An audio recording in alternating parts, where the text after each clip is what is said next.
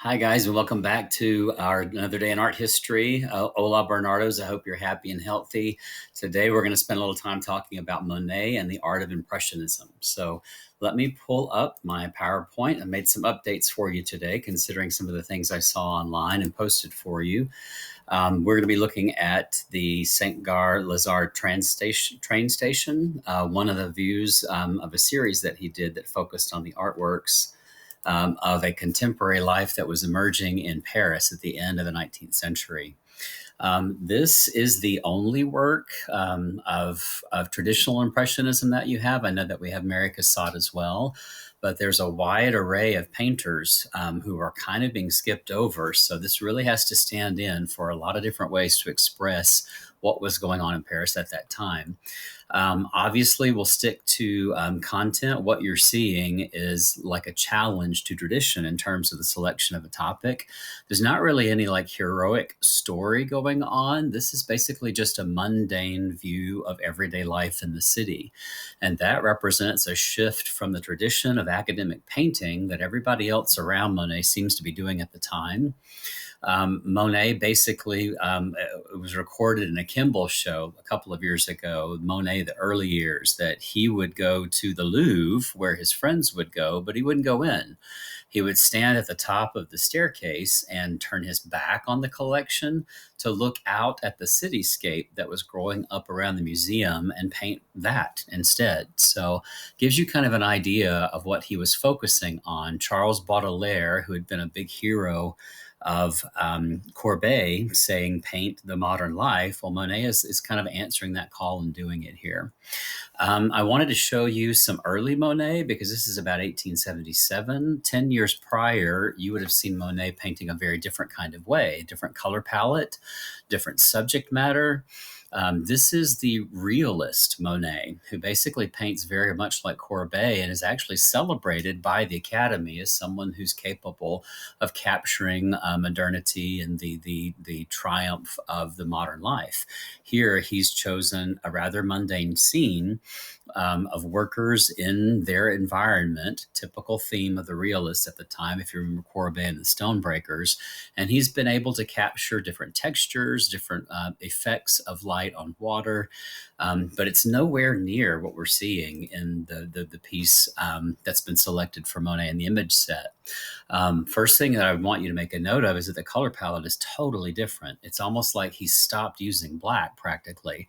Shadows have turned into purples and blues and lilac colors, and they are suffuse across the entire painting. They're not just in the sky, they are down in and around us amongst the people, and sometimes they block our view, as you guys saw in the video. Um, if you round the corner from a traditional academic salon into the wing of the Impressionist collection at any major museum, I'm hoping that you'll see some differences. Number one, size of the canvases change.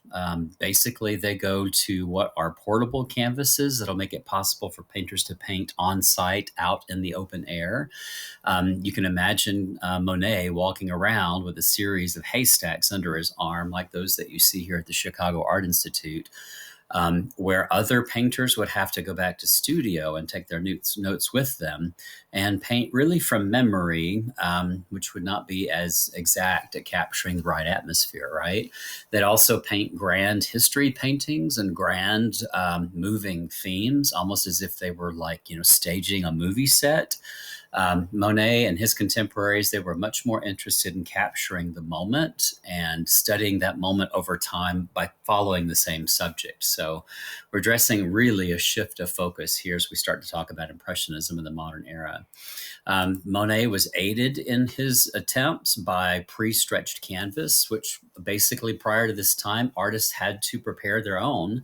They took the canvas and made it very, very large. Here, these were things you could buy off the shelf now. So the industrial age has kind of entered the world of art. You can see that too by looking at paints that originally were mixed up in studio.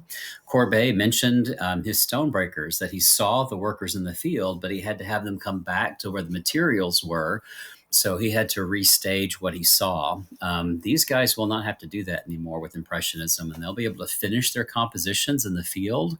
And that kind of creates some criticism. Artists in studio felt like these were just sketches, that these were preparatory works, and that they weren't complete. You were just getting like a glimpse of what the finished work ought to be. So this new way of painting was kind of vilified for that reason. But so I want you to be familiar with that term en plein air, and I want you to know technically what made it possible, because that really is a huge shift in what painting's going to be.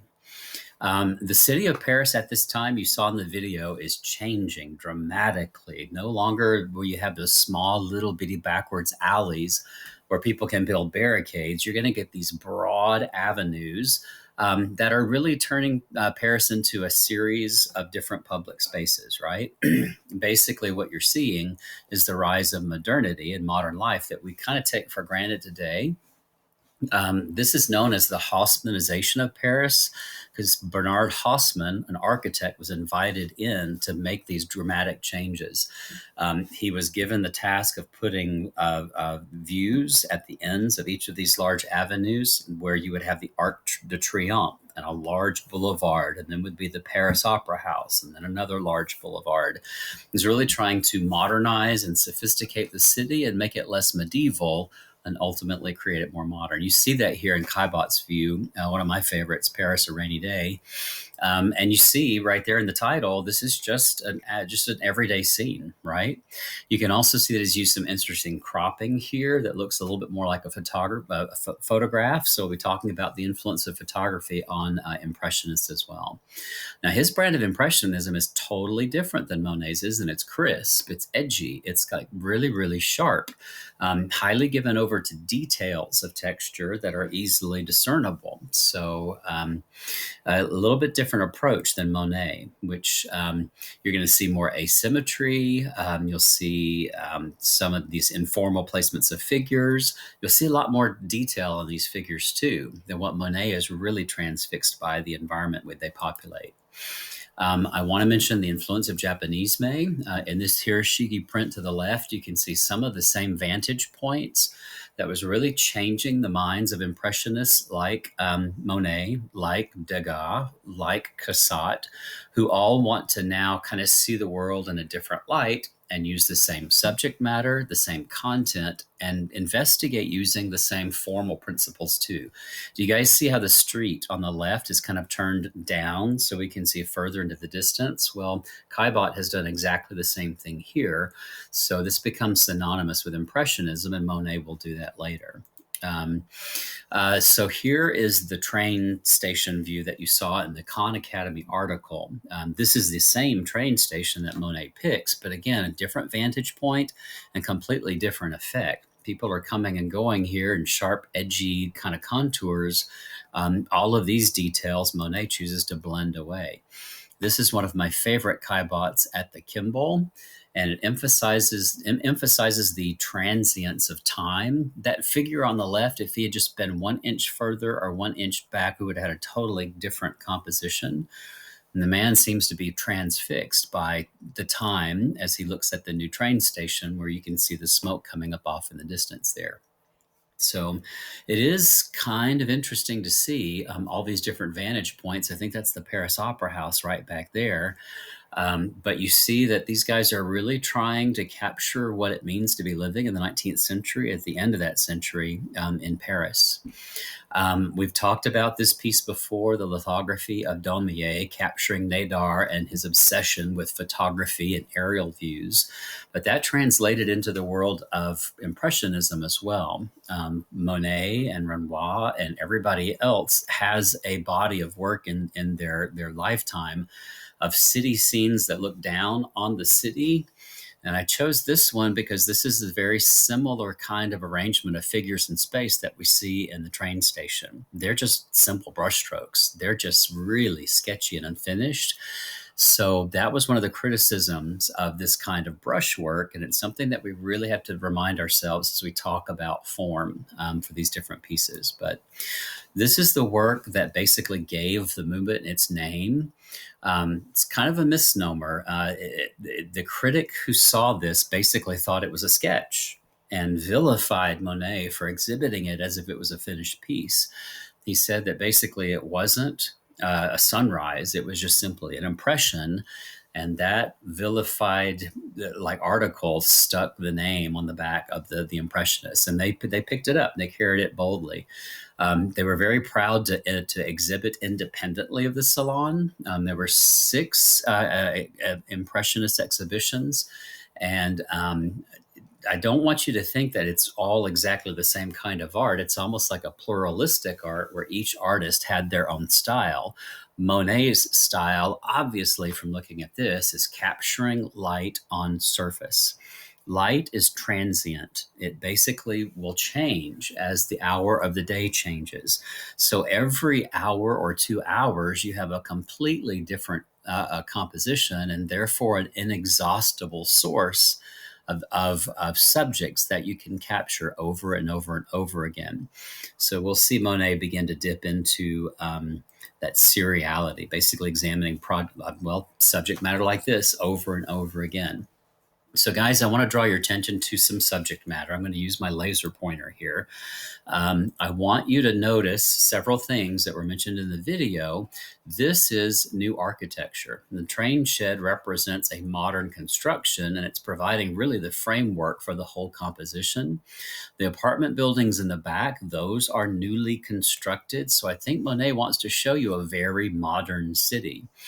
People are coming and going and revealing the fact that they're going to be closer than they've ever been before. And it's very possible in this new era for a duke or a monarch to be rubbing elbows with a common worker who's coming into the city to do his job in a factory. That's a new element of living in the city of Paris. And it kind of creates a random chance like, effect where people come and go at will. So he's captured quite a lot of modern elements. I was reading an article about Monet's love of technology. He celebrates the fact that man is progressing and moving forward, but he doesn't do it in a way that's supposed to rile you up or make you want to, start a revolution, right? He simply wants to document a specific time of day and the transient effects of light on a multitude of different surfaces. The Khan Academy article did a pretty good job of pointing out that in the series, this is one of the two that focuses on a bright day. And what you get by looking at other views of that is the fact that this color palette is so given over to blue and purple. Okay. That's a pretty big idea. Some people even argued that there was no such thing as black, that black was like a non-color. Therefore, people began to reinterpret let me get rid of this laser pointer, began to reinterpret how they painted. And that's really clear when you start to look at the different details. So don't let the smoke and fumes fool you. This is like a modern railing that we're looking at that's shining through the smoke.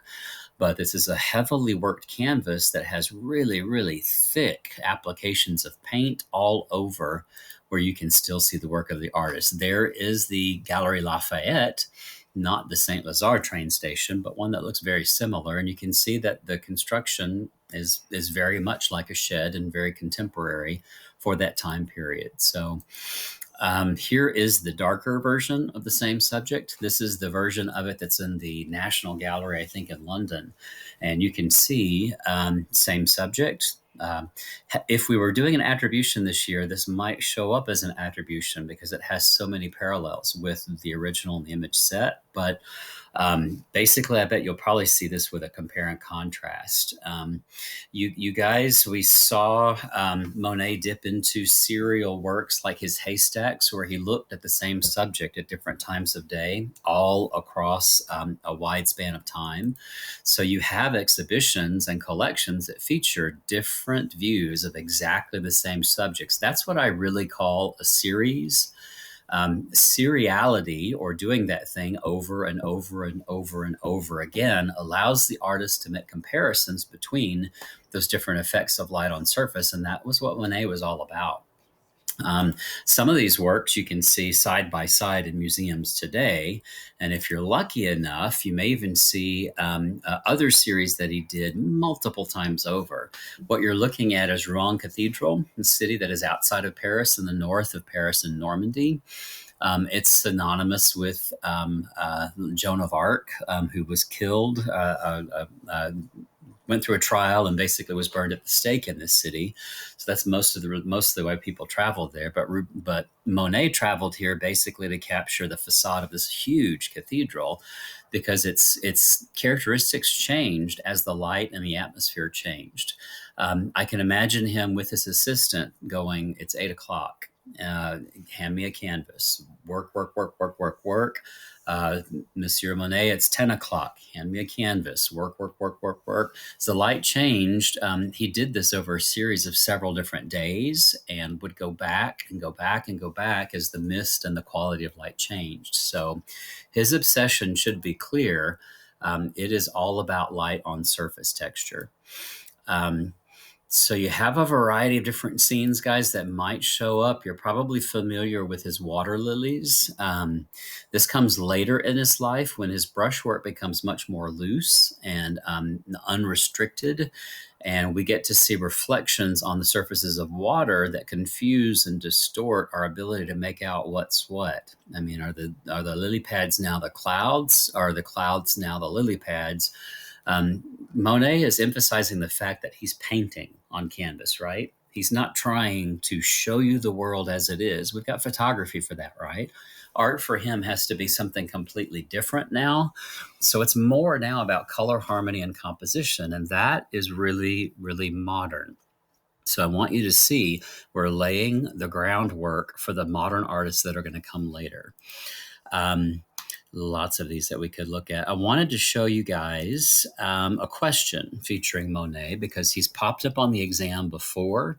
I'll read it along with you here. It says, "The work shown is Claude Monet's The Saint Lazare Station, painted in Paris in 1877 CE. In this painting, Monet responded to changes in modern Parisian life." It says, "Describe at least 2 specific changes that transformed life in Paris at the time Monet painted the Saint Lazare Station. Using specific visual and contextual evidence, analyze how Monet responded to these changes that transformed life in Paris. Explain how Monet conveyed an attitude about modern Parisian life in the painting." That's basically how the points break down on this 5-point, 15-minute question. So that gives you an idea. We've seen this work before. If we see it again, we may not see it in a standalone question. We may see it in a comparison question where you're actually comparing it to another landscape artist like Thomas Cole or like the slave ship, J.M.W. Turner, where those are given over to, the overwhelming, sublime power of nature that dwarfs man. I don't think we have that here. I think we basically have man at peace with his surroundings, and basically both of them working synonymously. Kind of think of this as more like the Great Wave than anything else, and that represents, again, the influence of Japanisme. So that gives you just an idea of the kinds of things you would have to do with a work like the St. Lazare train station. With that, I will leave you to get a snack and come back and join me here in just a bit.